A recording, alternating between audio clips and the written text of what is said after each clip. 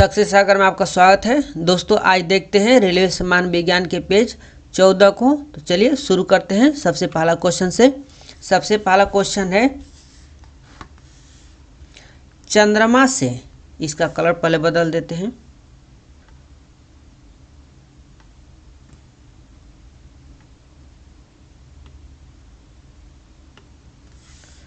पहला क्वेश्चन है चंद्रमा से यदि किसी पिंड को पृथ्वी पर लाया जाता है तो उसका द्रव्यमान में क्या होता है। यदि चंद्रमा से किसी पिंड को पृथ्वी पर लाया जाता है तो उसका द्रव्यमान अपवर्तित रहेगा, उसका द्रव्यमान अपवर्तित रहेगा।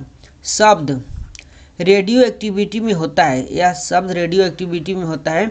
एक बड़ा केंद्रक विस्फोट के साथ टूटता है तथा इससे छोटी छोटी न्यूट्रॉन की तरह कणिकाएं निकलती हैं। नेक्स्ट क्वेश्चन देखते हैं। ध्वनि की तीक्ष्णता निर्भर करती है, तो ध्वनि की तीक्ष्णता निर्भर करती है उसके आवृत्ति पर। कौन से एकमात्र भारतीय वैज्ञानिक ने भौतिकी में नोबेल पुरस्कार प्राप्त की। कौन से एकमात्र भारतीय वैज्ञानिक ने भौतिकी में नोबेल पुरस्कार प्राप्त की, तो उनका नाम था doctor CV. Raman. Doctor CV. Raman. शरीर की गति द्वारा विद्युत उत्पन्न करने की भौतिक क्रिया को प्रदर्शित करने वाले वैज्ञानिक थे। शरीर की गति द्वारा विद्युत उत्पन्न करने की भौतिक क्रिया को प्रदर्शित करने वाले वैज्ञानिक थे तो लेंज, जिनका नाम था लेंज, जिन्होंने शरीर की गति द्वारा विद्युत उत्पन्न करने की भौतिक क्रिया को प्रदर्शित किया था, उनका नाम था लेंज। अंतरिक्ष यात्री, अंतरिक्ष यान में से सूर्य से, अंतरिक्ष यात्री अंतरिक्ष यान में से सूर्य से दूर आकाश को कैसा दिखाई देता है। यानी अंतरिक्ष यात्रियों को आसमान कैसा दिखाई देता है, तो काला। कैसा दिखाई देता है, काला। नाइट्रोजन यौगीकरण के लिए कौन सी फसल सहायक है। नाइट्रोजन यौगीकरण के लिए कौन सी फसल सहायक है, तो बीन्स। बीन्स देखे होंगे, लंबा सा होता है बोदी जैसा, बीन्स। मायोपिया का क्या तात्पर्य है। मायोपिया का क्या तात्पर्य है, तो मायोपिया का तात्पर्य है निकट दृष्टि दोष से, निकट दृष्टि दोष से। भारत के लिए अत्यंत उपयुक्त अपारंपरिक ऊर्जा स्रोत है, तो सौर ऊर्जा। भारत के लिए अत्यंत उपयुक्त अपारंपरिक ऊर्जा स्रोत है तो सौर ऊर्जा, सौर ऊर्जा। नेक्स्ट है हीरे रात में क्यों चमकते हैं। हीरे रात में क्यों चमकते हैं,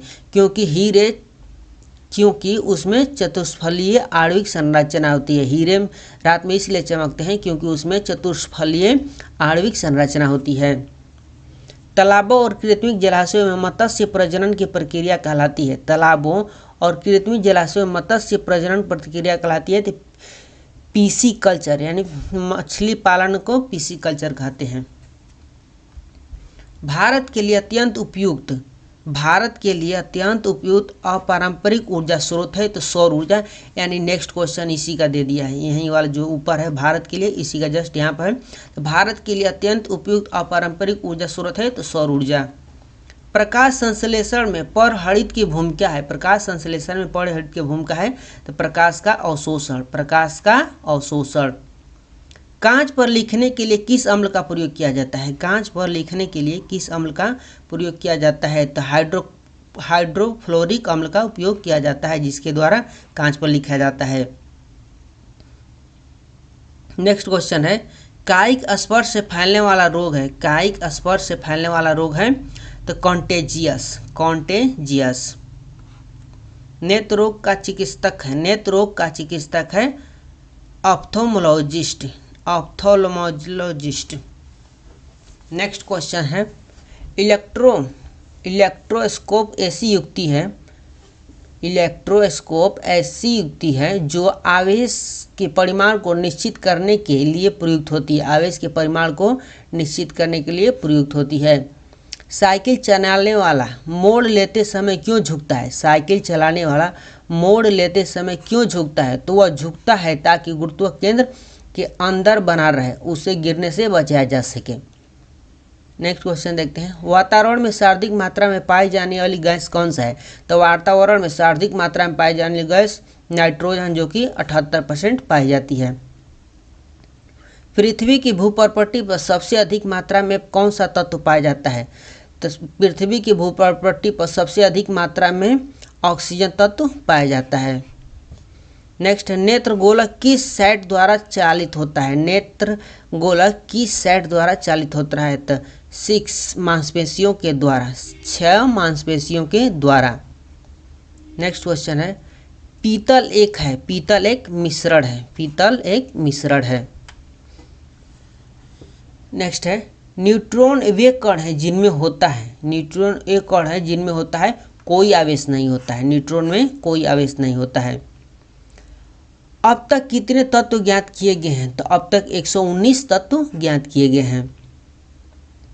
ऑक्सीजन को किस रूप में परिभाषित किया गया है? ऑक्सीजन को किस रूप में परिभाषित किया गया है? तो इलेक्ट्रॉन का लाभ, इलेक्ट्रॉनों के लाभ। नेक्स्ट है, सभी अम्लों में सबसे अधिक समान तत्व है, सभी अम्लों में सबसे अधिक समान तत्व है तो हाइड्रोजन, हाइड्रोजन सभी अम्लों में सबसे अधिक समान तत्व है हाइड्रोजन। अम्ल का स्वाद होता है, अम्ल का स्वाद खट्टा होता है। नेक्स्ट है, प्रकाश वर्ष इकाई है, प्रकाश वर्ष इकाई है तो प्रकाश वर्ष दूरी की इकाई है। संघनन क्या है? संघनन क्या है? तो वाष्प का द्रव में परिवर्तन संघनन कहलाता है, वाष्प का द्रव में परिवर्तन संघनन कहलाता है। मुक्त अवस्था में गिरते हुए एक पिंड द्वारा तय की गई दूरी समानुपाती होती है, मुक्त अवस्था में गिरते हुए एक पिंड द्वारा तय की गई दूरी समानुपाती होता है तो पिंड की मात्रा के समानुपाती होती है। कार के स्टीयरिंग में शामिल है, कार के स्टीयरिंग में शामिल है एकल बल, एकल बल। नेक्स्ट क्वेश्चन है, किसी वस्तु का वजन सबसे कम होगा, किसी वस्तु का वजन सबसे कम होगा तो पृथ्वी के केंद्र पर, पृथ्वी के केंद्र पर किसी वस्तु का वजन सबसे कम होगा। ध्वनि किस रूप में यात्रा करती है? तो ध्वनि अनुदैर्ध्य तरंग के रूप में यात्रा करती है, अनुदैर्ध्य तरंग के रूप में यात्रा करती है। स्वर की गुणवत्ता होती है, स्वर की गुणवत्ता होती है विद्यमान अधिस्वर पर निर्भर करती है, स्वर की गुणवत्ता विद्यमान अधिस्वर पर निर्भर करती है। प्रतिध्वनि क्यों सुनाई पड़ती है? प्रतिध्वनि क्यों सुनाई पड़ती है? ध्वनि तरंगों के परावर्तन के कारण प्रतिध्वनि सुनाई देती है। ध्वनि हवा में तेजी से गति करेगी जब, ध्वनि हवा में तेजी से गति करेगी जब आर्द्रता उच्च हो, जब आर्द्रता उच्च हो। ऊष्मा प्रवाह निम्नलिखित में से किसके अंतर का परिमाप है? ऊष्मा प्रवाह निम्नलिखित में से किसके अंतर का परिणाम है? तो तापमान का, उसमें आंसर दिया होगा बहुत सारा, उसमें से होगा तापमान का। हिम नदी से बर्फ पिघलना प्रारंभ होता है, हिम नदी से बर्फ पिघलना प्रारंभ होता है निचले स्तर से, निचले स्तर से। कैलोरीमीटर समानता बनाता है, कैलोरीमीटर सामान्यतः बनता है तांबा से, तांबा से कैलोरीमीटर बनता है। पहाड़ी पर चढ़ने वाला व्यक्ति आगे की ओर झुकता है, क्यों? क्योंकि स्थिरता बढ़ाने के लिए पहाड़ी पर चढ़ते वक्त व्यक्ति आगे की ओर झुक जाता है। रेडियो कार्बन काल निर्धारित तकनीक का उपयोग किसकी आयु पता करने के लिए किया जाता है? तो जीवाश्मों की आयु पता करने के लिए रेडियो कार्बन काल निर्धारित पद्धति का उपयोग किया जाता है। नेक्स्ट क्वेश्चन है, अधिकांश मौसम परिघटनाएं कहाँ होती है? अधिकांश मौसम परिघटनाएं कहाँ होती है? तो क्षोभ मंडल में होती है। वाटर गैस किसका मिश्रण है? वाटर गैस किसका मिश्रण है? तो H2+CO का वाटर गैस मिश्रण है। एक परमाणु द्रव्यमान को व्यक्त किया जाता है, एक परमाणु द्रव्यमान को व्यक्त किया जाता है तो AMU में एक परमाणु द्रव्यमान को व्यक्त किया जाता है। सूर्य की विकसित ऊर्जा से होती है, सूर्य की विकसित ऊर्जा से होती है नाभिकीय संलयन, सूर्य की विकसित ऊर्जा से होता है नाभिकीय संलयन। रासायनिक अभिक्रिया में उत्प्रेरण की भूमिका है, रासायनिक अभिक्रिया में उत्प्रेरण की भूमिका है तो अभिक्रिया का उत्पादन, अभिक्रिया का उत्पादन।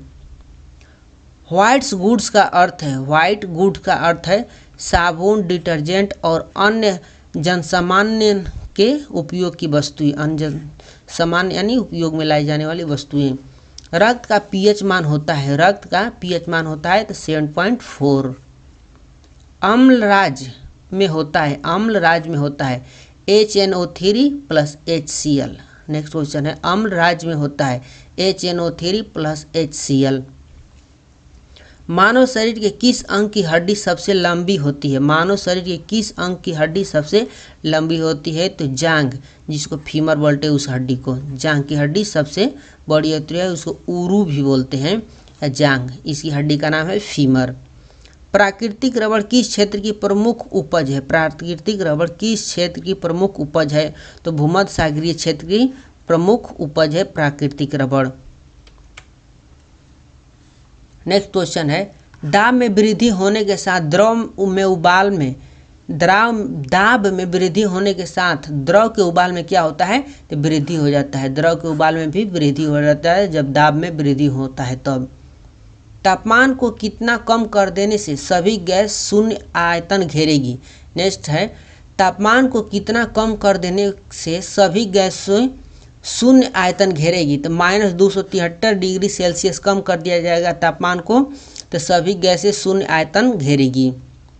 काली मिट्टी किस फसल के लिए सर्वाधिक उपयुक्त है? काली मिट्टी किस फसल के लिए सर्वाधिक उपयुक्त है? तो कपास के लिए सर्वाधिक उपयुक्त होती है काली मिट्टी। तापमान में वृद्धि होने से वायु की तापीय चालकता पर क्या प्रभाव पड़ता है? तापमान में वृद्धि होने से वायु की तापीय चालकता में क्या प्रभाव पड़ता है? तो घट जाता है। ज्योति तीव्रता का मात्रक होता है, तो ज्योति तीव्रता का मात्रक कैंडेला होता है। ज्योति तीव्रता का मात्रक कैंडेला होता है। बस इतना ही था पेज 14 में। मिलते हैं पेज 15 के साथ नेक्स्ट वीडियो में। तब तक के लिए बाय बाय, टेक